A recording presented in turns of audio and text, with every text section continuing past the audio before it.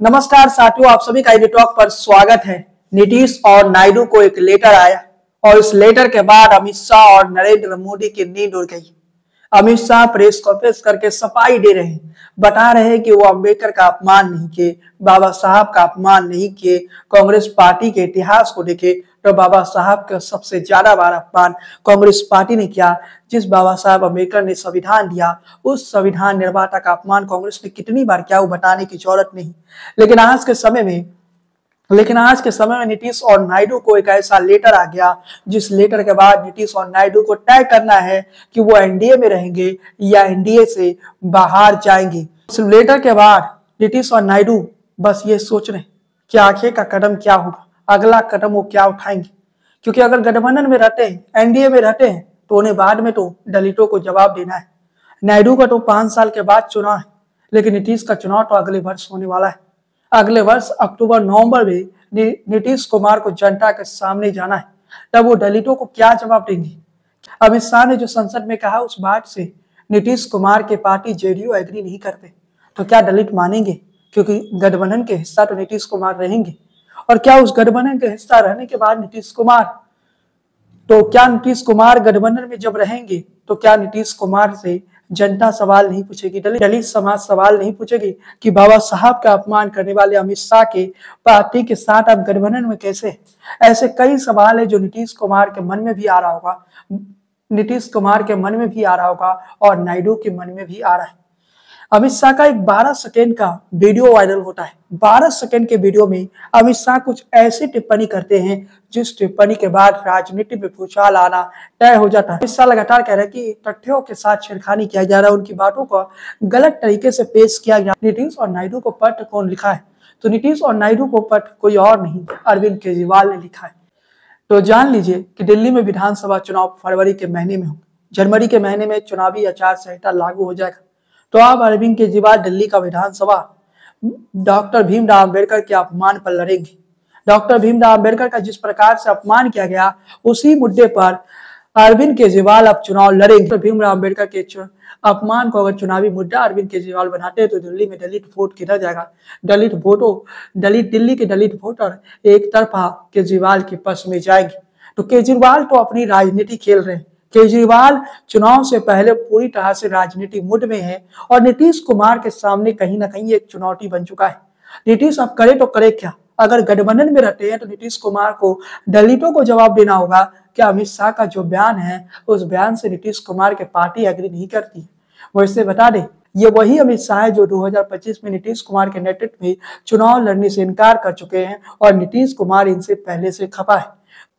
अमित शाह ने एक चैनल के शो में कहा था कि नीतीश कुमार के नेतृत्व में 2025 का विधानसभा चुनाव नहीं लड़ा जाएगा, बल्कि विधायक दल अपना नेता चुनेगा। इस बात को थोड़ा समझने की कोशिश करिए कि अमित शाह नीतीश कुमार को कहीं ना कहीं एक नाथ शिंदे बनाने की कोशिश कर रहे हैं। उधर अमित शाह की जुबान से कुछ ऐसे शब्द निकल गए जिसके बाद अमित शाह का जो राजनीतिक पकड़ है वो कमजोर पड़ गया। याद करें 2024 का लोकसभा चुनाव, जब संविधान देश में बड़ा मुद्दा बन गया था, उसके बाद की तस्वीर क्या हुई? भारतीय जनता पार्टी के 400 के दावे ही रह गए।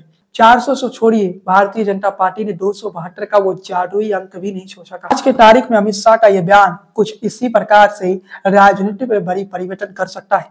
अभी तक ये बातें चल कि दिल्ली अरविंद केजरीवाल शायद कमजोर पड़ रहे इस बार, लेकिन अमित शाह के इस बयान के बाद दिल्ली में जो दलित वोटर है वो एक तरफा केजरीवाल के पक्ष में जाएंगे, क्योंकि अमित शाह ने कुछ ऐसा बयान दे दिया जिस बयान से दलित वोटर कहीं ना कहीं नाराज हो जाएगा। उधर संसद में भी हंगामा हुई। संसद के हंगामे पर हम आएंगे, लेकिन अमित शाह ने तो इन बातों से इनकार कर। अमित शाह लगातार ये बता रहे हैं कि उनके बातों का गलत अर्थ निकाला गया।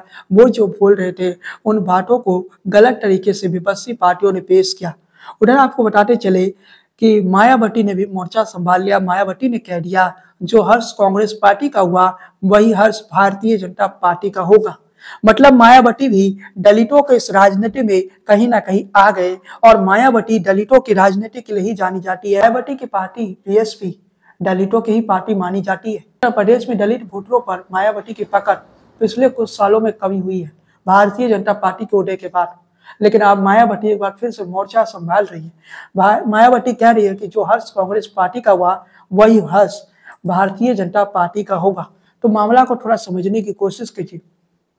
आप तय कीजिए कि दलित वोटर जिनका रुख 2024 के लोकसभा चुनाव में, समझ लीजिए जब देश में संविधान बड़ा मुद्दा बन गया तो दलित वोटर भारतीय जनता पार्टी का साथ छोड़ दिया। इस बयान का इस्तेमाल विपक्षी पार्टियां तो करेगी, और विपक्षी पार्टी जब करेगी तब भाजपा के पास क्या बचेगा? तब भाजपा कैसे सफाई देगी? विपक्ष लगातार अमित शाह के इस्तीफे की मांग कर रहा है। विपक्ष लगातार अमित शाह से इस्तीफे मांग रहा है, अमित शाह देने से इनकार कर रहे हैं। लेकिन तस्वीर कहीं ना कहीं अमित शाह की जुबान से एक ऐसा शब्द निकल गया जिस शब्द के बाद राजनीति आप कह सकते हैं इस भरी ठंड में 45 डिग्री से ऊपर है, यानी गर्मी राजनीति में काफी है। नीतीश और नायडू को केजरीवाल का पट आया। उधर उद्धव ठाकरे महाराष्ट्र में कहीं ना कहीं अपना मोर्चा संभाल रहे हैं, उत्तर प्रदेश में मायावती संभाल रही है, और दिल्ली में केजरीवाल। बिहार के सीएम नीतीश कुमार से लगातार सवाल कर रहे हैं और नीतीश कुमार से पूछ रहे हैं कि आप दलितों के अपमान करने वालों के साथ कैसे खड़े हो सकते हैं? अगर नीतीश कुमार पलटे और साथ में नायडू भी पलट जाए तो स्थिति क्या होगी? इस समय एनडीए के पास 293 सांसद है। नीतीश और नायडू अगर पलट जाते हैं तो परिस्थिति ये होगी कि एनडीए के सांसदों की जो संख्या है वो घटकर 265 हो जाए। मतलब सीधे शब्दों में समझिए कि नायडू के पास 16 सांसद है, नीतीश के पास 12 सांसद है। ये 12 और 16 सांसद हटता है तो टोटल सीटें कितनी बचती है एनडीए के पास? 265। एनडीए को 10 निर्दलीय सांसदों की सपोर्ट है, तो 10 निर्दलीय सांसदों के सपोर्ट के कारण एनडीए की जो सीटों की संख्या होगी वो 275 तक रहेगा, यानी एनडीए तब भी बहुमत में रहेगा। लेकिन नीतीश और नायडू के हटने के बाद कहीं ना कहीं खेल कभी भी बदल सकता है। चिराग पासवान भी दलितों के मुद्दे पर, क्योंकि चिराग पासवान की लोक जनशक्ति पार्टी रामविलास भी दलितों की पार्टी मानी जाती है, तो दलितों के मुद्दे पर, बाबा साहब के मुद्दे पर चिराग पासवान भी अपना समर्थन वापस ले लेते हैं, तो फिर परिस्थिति क्या होगी? फिर इंडिया गठबंधन की सरकार केंद्र में आ जाएगी, यानी आप कह सकते हैं कि नरेंद्र मोदी की सरकार चली जाएगी। नरेंद्र मोदी और भारतीय जनता पार्टी अपनी सरकार गंवाना नहीं चाहेगी, चाहे किसी भी कीमत में वो अपनी सरकार को बचाना चाहेगी। ऐसे परिस्थिति में जब बाबा साहब अम्बेडकर का मुद्दा इतना बड़ा मुद्दा बन चुका है, नीतीश और नायडू को पट केजरीवाल जब लिखते हैं तो नीतीश और नायडू को केजरीवाल पट लिख कर ये बताते हैं कि आप दोनों अगर अलग हो जाते हैं तो फिर तस्वीरें बदल जाएगी। नीतीश और नायडू अगर झटका देते हैं तो समझ लीजिए कि दिल्ली में बैठे अमित शाह और नरेंद्र मोदी की कुर्सी हिल जाएगी। अमित शाह अभी इस्तीफा देने को तैयार नहीं, लेकिन जैसे नीतीश और नायडू अलग होंगे वैसे ही नरेंद्र मोदी को भी इस्तीफा देना पड़ेगा। आपको ये भी बता दें कि बिहार, उत्तर प्रदेश में दलित वोटरों की आबादी अच्छी खासी है। बिहार में दलित वोटर 18% है, आंध्र प्रदेश में 17%। क्या नीतीश कुमार इतना बड़ा नुकसान अमित शाह के लिए झेलेंगे? क्योंकि बिहार में तो अगले वर्ष चुनाव है, अगले वर्ष बिहार में चुनावी माहौल होगा। उस समय नीतीश कुमार क्या सफाई देंगे? 18% दलितों को क्या बताएंगे? बिहार के 18% दलितों को क्या नीतीश कुमार कुछ बोल पाएंगे? क्योंकि अमित शाह ने जो बयान दिया उस बयान के बाद तो देश की सियासत में हंगामा मचा ही है। आपको बताते चले कि जब वक्फ बोर्ड में बदलाव हो रहे थे और वक्फ बोर्ड के एक्ट में बड़े परिवर्तन हो रहे थे, उस समय भी नीतीश और नायडू पर दबाव बनाया गया था कि आप सरकार से समर्थन वापस लीजिए। इस समय जब बाबा साहब अम्बेडकर का अपमान इतना बड़ा मुद्दा बन चुका है तो नीतीश और नायडू के पास अब क्या रास्ते? क्या नीतीश नायडू अमित शाह पर दबाव बनाएंगे कि आप माफी मांग लीजिए, बात को समाप्त कर दीजिए? क्या अमित शाह के माफी मांग लेने से बात थम जाएगा? तो जवाब है नहीं। अमित शाह माफी भी मांग लिए तो ये बात नहीं थमने वाली है। तब विपक्ष कहेंगे कि अमित शाह ने तो गलती किया तभी ना माफी मांगा, इसलिए अमित शाह माफी नहीं मांग रहे। विपक्ष को एक ऐसा मुद्दा मिल चुका है जो कि संविधान जैसा काम कर सकता है। जब संविधान का लहर कमजोर पड़ रहा था उस समय विपक्ष को एक ऐसा मुद्दा मिल गया जिसके बाद विपक्ष कम से कम एक बार फिर से पुनर्जीवित हो चुकी है। और दिल्ली विधानसभा चुनाव से पहले केजरीवाल को ऑक्सीजन मिल गया। कोरोना काल के दौरान दिल्ली में ऑक्सीजन की कमी हुई थी, लेकिन केजरीवाल को एक चुनावी ऑक्सीजन आप कह सकते हैं कि बाबा साहब के अपमान का मिल गया। और जो अमित शाह ने बयान दिया उस बयान के बाद जिसे अमित शाह कह रहे हैं कि बातों का गलत अर्थ निकाला गया, अमित शाह के कहने का अर्थ कुछ और था। अमित शाह लगातार ये दावे कर रहे हैं कि उनकी बातों का गलत अर्थ निकाला गया। अमित शाह का वो बयान है जो अमित शाह ने दिया, लेकिन आज संसद में हंगामा भी हुई और संसद में जो हंगामा हुई उस पर भी हम बात कर लेते हैं। राहुल गांधी पर आरोप लगा कि वो कुछ बीजेपी के सांसदों को धक्का दे रहे थे। थोड़ा सा वीडियो आपको हम दिखा देते हैं, उसके बाद इस विषय पर। आपको शर्म नहीं आती है क्या राहुल? क्या शर्म नहीं आती है? क्या शर्म नहीं आती है? गुंडागर्दी करते हो, बूढ़े को गिरा दिया जाता है। इतना कौन सा इतना कौन सा